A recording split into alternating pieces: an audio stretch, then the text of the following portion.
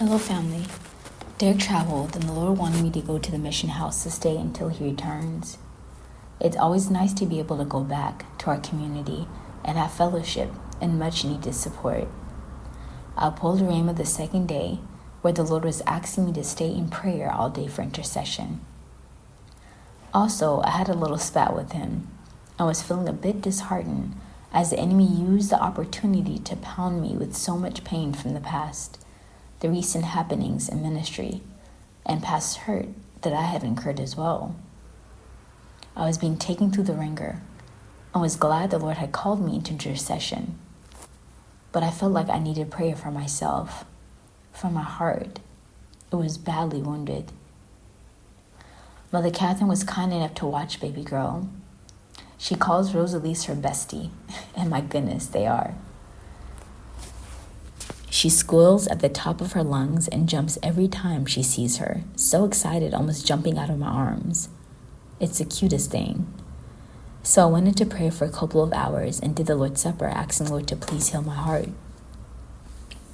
I could sense Blessed Mother, our Mother Mercy, want to speak to me. I saw her on the battlefield as I was knelt down with my armor on, but badly wounded. Our Mother Mercy began. Get up, my daughter, get up.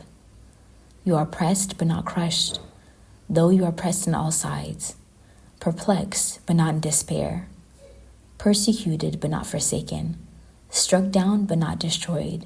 2 Corinthians 4:8. You are wounded, but charge forward.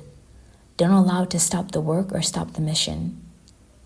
There are times when Jesus heals immediately, and other times where the wound takes time. You put medication on and redress it daily until it's healed. And if it's a cross the Lord has called you to bear, that is what it will feel like. So it's in your prayers and your trysting time with your beloved that you are medicated and redressed, the wound I mean. And in time, it will be healed completely. But do not let that stop you, beloved. You are a leader of strength, great strength and courage for the end times. Truly, you have a strength in which you do not know of, because it comes not from you, but from God himself. He has created you for that purpose, to be like that of a wrought steel, for what you have ahead of you. That will be needed. Where many will cower, you will not. Where many will be dejected, you will not. Where many will fear and doubt, you will not.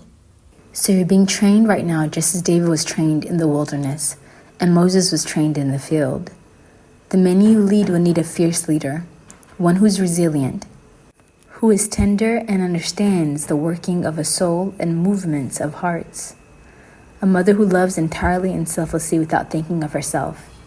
Again, your strength will lie in your union with the King, because you are his queen. There are so much more trials ahead of you, my little one, so much more. This is only the beginning. A great work such as the city of God calls for great suffering. Some of the sufferings we have made you aware of, others we have not. So we do not want you to get stuck here. I will always be at your side praying for you, helping you and rearranging things in your favor.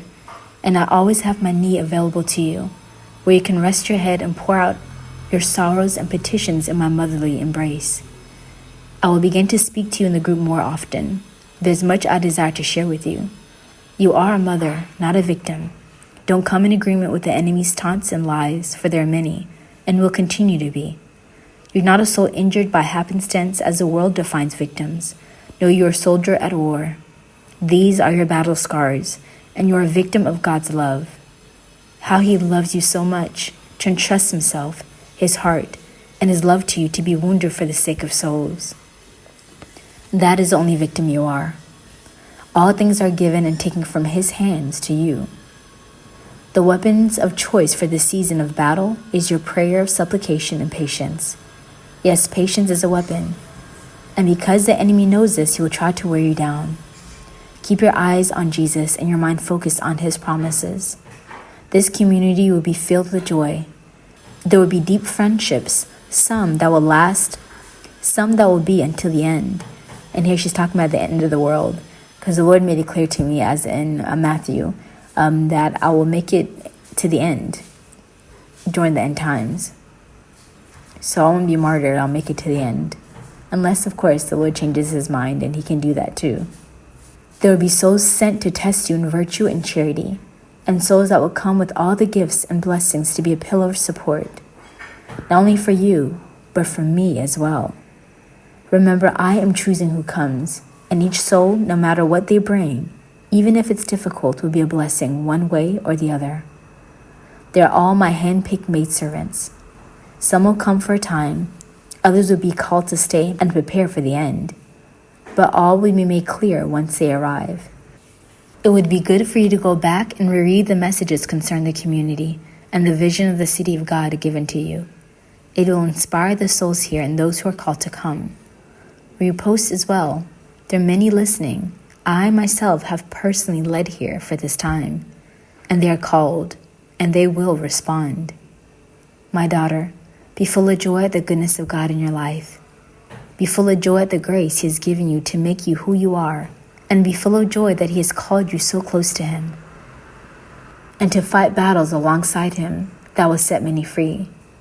You are a mother, but you are a warrior, and so will be our children and the legacy after you. Warrior brides who loved, who fought, who laid down their lives all the way to the end. And that was the end of our Mother of Mercy's beautiful and encouraging message. Initially, I was leery, guys, of the message because I thought it was too puffed up, and I didn't want my pride to get in there. That's always a real check. So I shared the message with Brother Bernard and Mother Catherine. And what was amazing is that she had a dream just that night before that confirmed the message. And this was her dream.